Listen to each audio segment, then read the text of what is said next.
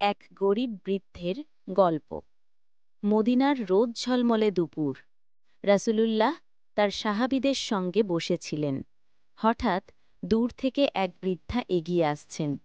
তার হাতে একটা পুরনো কাপড়ের ব্যাগ, মুখে ক্লান্তি, চোখে অশ্রু।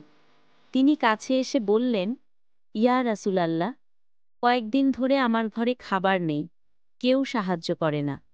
রাসূলুল্লাহ তার কথা শুনে সঙ্গে সঙ্গে উঠে দাঁড়ালেন।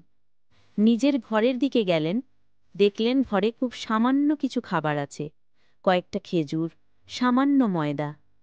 তিনি সেই খাবারগুলো নিজের হাতে কাপড়ে বেঁধে আনলেন, বৃদ্ধার হাতে দিলেন এবং কোমল কণ্ঠে বললেন, এটা নাও, আল্লাহর নামে নাও, আল্লাহ সব সময় তোমার সঙ্গে আছেন। বৃদ্ধা কেঁদে ফেললেন। তিনি বললেন, হে মুহাম্মদ সাল্লাল্লাহু আলাইহি ওয়াসাল্লাম, তোমার মতো দয়ালু মানুষ আমি জীবনে দেখিনি।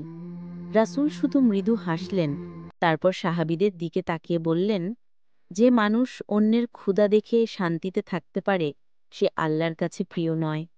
সেই দিন থেকে সাহাবীরা প্রতিজ্ঞা করলেন, কোনো অসহায় যেন কখনো তাদের এলাকায় ক্ষুধার্ত না থাকে।